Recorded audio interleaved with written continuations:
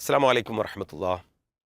إن الحمد لله حمدا كثيرا طيبا مباركا فيه وصلى الله على نبينا محمد وعلى آله وصحبه أجمعين أما بعد. പ്രിയമുള്ള വിശ്വാസികളെ, റമദാനിലെ ഹദീസ് പാഠത്തിൽ ഇന്ന് നമ്മൾ പരിചയപ്പെടുന്നൊരു ഹദീസ് ഇമാം മുസ്ലിം തൻ്റെ സഹീൽ നൽകിയിട്ടുണ്ട്. അപ്രകാരം ഇമാം ബുഖാരി റഹ്മഹുല്ലയും സഹീഹിൽ നൽകിയ ഒരു വളരെ പ്രസിദ്ധമായ ഒരു ഹദീസ് തന്നെയാണ്. ഹദീസ് നമുക്ക് ഇങ്ങനെ വായിക്കാം. അൻ അബ്ദുല്ലാഹി ബിൻ ഉമർ റളിയല്ലാഹു അൻഹുമാ അന്ന നബിയ സല്ലല്ലാഹു അലൈഹി വസല്ലം മറ അലാ റജുലിൻ വഹുവ യുആതിബു അഖാഹു ഫിൽ ഹയാ യഖൂലു ഇന്നക ലതസ്തഹ്യി ഹത്താ കഅന്നഹു യഖൂൽ ഖദ് അളറ ബിക ഫഖാല റസൂലുള്ളാഹി സ്വല്ലല്ലാഹു അലൈഹി വസല്ലം ദഅഹു ഫഇന്നൽ ഹയാ മിനൽ ഈമാൻ. പ്രിയമുള്ളവരെ, ഈ ഹദീസ് വായിച്ചപ്പോൾ തന്നെ നമുക്ക് മനസ്സിലായിട്ടുണ്ടാകും അതിലുള്ള ഒരു പദം ഹയാ എന്ന് നബി സല്ലല്ലാഹു അലൈഹി വസല്ലം എടുത്തു പറഞ്ഞത്. സുപരിചിതമാണ് ആ വാക്ക്. ഒരു മുഅ്മിൻ ഏറ്റവും കൂടുതൽ കയ്യിൽ കൊണ്ട് നടക്കേണ്ട ഏറ്റവും നല്ലൊരു ഗുണവിശേഷണമായിട്ട് ഈമാനിലെ ഏറ്റവും പ്രധാനപ്പെട്ട ഒരു ഭാഗമായിട്ട് എടുത്തു പറഞ്ഞിട്ടുള്ളതാണ് ഹയാ. ഹയാഇനെ കുറിച്ചാണ് പറയുന്നത്. നമുക്ക് അബ്ദുല്ലാഹി ബിൻ ഉമർ റളിയല്ലാഹു അൻഹു പറയുന്നത് നോക്കാം. അദ്ദേഹം പറയുകയാണ്, അന്ന നബി സല്ലല്ലാഹു അലൈഹി വസല്ലം മറ അല റജുലിൻ. ഒരിക്കൽ നബി സല്ലല്ലാഹു അലൈഹി വസല്ലം ഒരു മനുഷ്യൻ്റെ അടുത്തുകൂടെ നടന്നു പോവുകയാണ്. മറ എന്ന് പറഞ്ഞാൽ നടന്നു, അല റജുലിൻ. അപ്പോൾ ആ മനുഷ്യൻ ചെയ്യുന്ന പ്രവൃത്തി എന്താ? വഹുവ യുആതിബു അഖാഹു. അദ്ദേഹം തൻ്റെ സഹോദരനെ വഴക്ക് പറഞ്ഞുകൊണ്ടിരിക്കുകയാണ്, ആക്ഷേപിച്ചുകൊണ്ടിരിക്കുകയാണ്. ആത്തബ യുആതിബു, ആക്ഷേപിച്ചുകൊണ്ടിരിക്കുക. എന്താ ആക്ഷേപത്തിൻ്റെ കാരണം? ഫിൽ ഹയാ. അയാൾ വലിയ ലജ്ജാശീലനാണ്. ലജ്ജയുടെ കാര്യത്തിലാണ് ആക്ഷേപിക്കുന്നത്. നീ എന്താണ് ഇങ്ങനെ നാണം കുണുങ്ങിയായി നടക്കുന്നത്? നീ എന്താണ് നിനക്ക് ഇത്ര ലജ്ജ? ഇത് നിന്നെ നശിപ്പിക്കുമെന്ന രൂപത്തിലാണ് അദ്ദേഹം തൻ്റെ സഹോദരനെ ആക്ഷേപിച്ച് സംസാരിക്കുന്നത്. അദ്ദേഹം പറയുന്നുണ്ട്, ഇന്നക ലതസ്തഹി ഹത്താ കഅന്നഹു യഖൂലു ഖദ് അളറ ബിക. നിന്നെ നശിപ്പിച്ച് കളയുന്നത് വരെ നീ ഇങ്ങനെ ലജ്ജിച്ച് നാണിച്ചു കൊണ്ടിരിക്കും. നിന്റെ ഈ ലജ്ജ നിന്നെ നശിപ്പിച്ചു, നിനക്ക് ഉപദ്രവമുണ്ടാക്കും. ഖദ് അളറ ബിക, നിനക്ക് ഉപദ്രവമുണ്ടാക്കും, തീർച്ചയായിട്ടും നിനക്ക് ഉപദ്രവം ഉണ്ടാക്കും. അതുകൊണ്ട് ഇതുപോലെ ലജ്ജയുള്ളവനാകാൻ പാടില്ല എന്ന നിലക്ക് ആ മനുഷ്യൻ തൻ്റെ സഹോദരനെ ആക്ഷേപിച്ചുകൊണ്ട് സംസാരിക്കുന്നു. ആ നിലക്കുള്ളൊരു ഉപദേശം നൽകുന്നു. ഫഖാല റസൂലുള്ളാഹി സ്വല്ലല്ലാഹു അലൈഹി വസല്ലം. ഇത് കേട്ട തിരുദൂതർ റസൂൽ സ്വല്ലല്ലാഹു അലൈഹി വസല്ലം അദ്ദേഹത്തെ തിരുത്തുകയാണ്.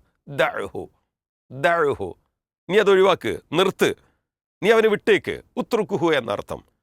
എന്നിട്ട് നബി സല്ലല്ലാഹു അലൈഹി വസല്ലം ഒരു സന്ദേശം നൽകുന്നു, എല്ലാവർക്കുമായിട്ടുള്ള ഒരു ഉപദേശം. അതെന്താ? ഫഇന്നൽ ഹയാ മിനൽ ഈമാൻ.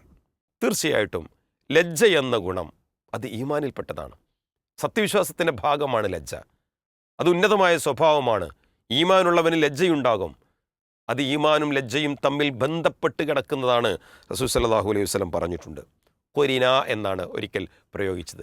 രണ്ടും ഒരേ മാലയിൽ ഒരേ കയറിൽ കോർത്തെടുത്തതാണ് എന്ന് റസൂൽ സല്ലല്ലാഹു അലൈഹി വസല്ലം പറഞ്ഞത് ഹദീസുകളിൽ നമുക്ക് കാണാം. ഇന്നൽ ഹയാ വൽ ഈമാന ഖുരിന ജമീഅൻ എന്നതാണ് ആ മൊഴി. എന്നിട്ട് പറഞ്ഞു, ഫഇദാ റുഫിഅ അഹദുഹുമാ റുഫിഅ അൽ ആഖർ. സ്വഹീഹുൽ ജാമിയിൽ വന്ന ഒരു ഹദീസിൻ്റെ ഭാഗമാണത്. അതായത് റസൂൽ സല്ലല്ലാഹു അലൈഹി വസല്ലം പറഞ്ഞത്, ഈമാനും ലജ്ജയും കൂട്ടിച്ചേർക്കപ്പെട്ടതാണ്, ഒരു കയറിൽ ബന്ധിക്കപ്പെട്ടതാണ്. ഒന്ന് മുറിഞ്ഞാൽ മറ്റൊന്ന് മുറിഞ്ഞു പോകുന്നത് പോലെ ഒന്നില്ലെങ്കിൽ മറ്റൊന്നില്ല. ലജ്ജയില്ലെങ്കിൽ ഈമാനില്ല, ഈമാനില്ലാത്ത ഒരു ലജ്ജയുമില്ല. എത്ര സുന്ദരമായാണ് നബി സല്ലല്ലാഹു അലൈഹി വസല്ലം അതിനെ ഈമാനോട് ചേർത്തി പറഞ്ഞത്. അതുകൊണ്ട് പ്രിയമുള്ളവരെ, ലജ്ജയില്ലായ്മ വ്യാപകമാകുന്ന ഒരു കാലഘട്ടത്തിലാണല്ലോ നമ്മൾ ജീവിക്കുന്നത്.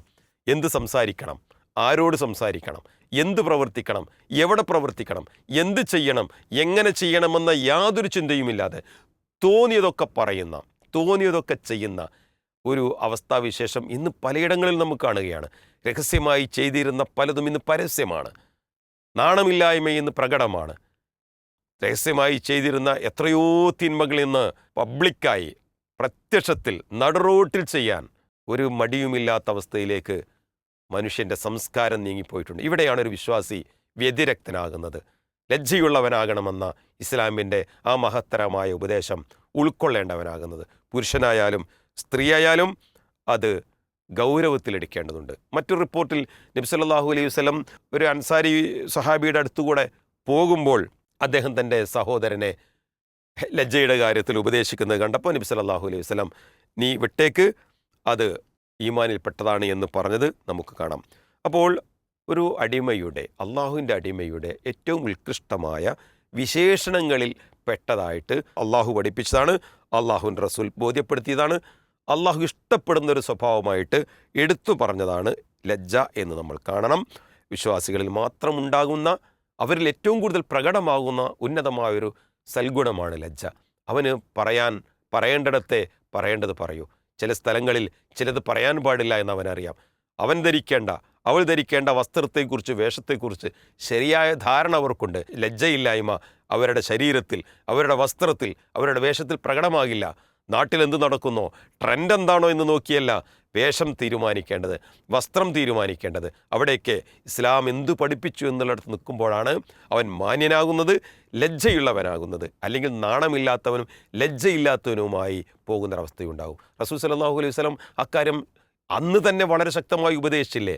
എനിക്ക് വഹി ലഭിച്ച ഒരു കാര്യമാണ്, പ്രത്യേകം വഹി ലഭിച്ചതാണ്. എന്ത്? നാണമില്ലാത്തവന് എന്തും പ്രവർത്തിക്കാമെന്ന്, ലജ്ജയില്ലാത്തവന് എന്തും തോന്നിയതുപോലെ പ്രവർത്തിക്കുമെന്നത് എനിക്ക് ലഭിച്ച പ്രധാനപ്പെട്ട ഉത്ബോധനങ്ങളിൽ, വഹികളിലൊന്നാണ് എന്ന് റസൂൽ സല്ലല്ലാഹു അലൈഹി വസല്ലം പറഞ്ഞതും നമ്മൾ ഇവിടെ ശ്രദ്ധിക്കേണ്ടതുണ്ട്. അപ്പോൾ എല്ലാ മേഖലയിലും, അത് ഇടപഴകലാകട്ടെ, നേരത്തെ സൂചിപ്പിച്ചതുപോലെ സംസാരമാകട്ടെ, ഇടപെടലാകട്ടെ, വേഷമാകട്ടെ, എല്ലാത്തിലും ഈ ഒരു ഉന്നതമായ മൂല്യം കാത്തു സൂക്ഷിച്ചാൽ അത് ഉത്തമമാണ്. അത് ഒരു ഈമാനിൻ്റെ, വിശ്വാസത്തിൻ്റെ പ്രകടമായ ലക്ഷണമാണ്.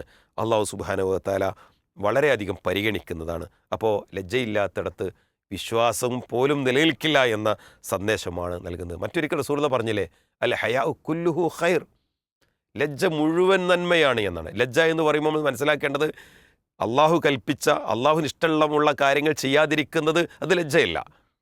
അറിയാത്ത കാര്യങ്ങൾ ചോദിച്ചു പഠിക്കാതിരിക്കുന്നത് ലജ്ജയുടെ ഭാഗമല്ല. അറിയാത്ത കാര്യങ്ങൾ മാന്യമായി ചോദിച്ചു പഠിക്കുക എന്നത് ലജ്ജക്കെതിരല്ല.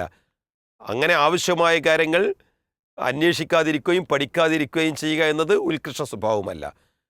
പാടില്ലാത്ത കാര്യങ്ങൾ, അനാവശ്യമായ കാര്യങ്ങൾ, ശരിയല്ലാത്ത കാര്യങ്ങൾ, അതിൽ നിന്ന് ഒഴിവാകലാണ് ലജ്ജ എന്നതുകൊണ്ട് ഉദ്ദേശിക്കുന്നത്. ചില ആളുകൾ ലജ്ജയുടെ പേരിൽ ചെയ്യേണ്ട കാര്യങ്ങൾ, സംസാരിക്കേണ്ട കാര്യങ്ങൾ സംസാരിക്കാതിരിക്കുക, ചെയ്യേണ്ട കാര്യങ്ങൾ ചെയ്യാതിരിക്കുക, പഠിക്കേണ്ട കാര്യങ്ങൾ പഠിക്കാതിരിക്കുക, ചോദിക്കേണ്ട കാര്യങ്ങൾ ചോദിക്കാതിരിക്കുക, അന്വേഷിച്ച് മനസ്സിലാക്കേണ്ട കാര്യങ്ങൾ അന്വേഷിച്ച് മനസ്സിലാക്കാതിരിക്കുക, ഇതൊക്കെ നിർവഹിക്കുന്നുണ്ട്.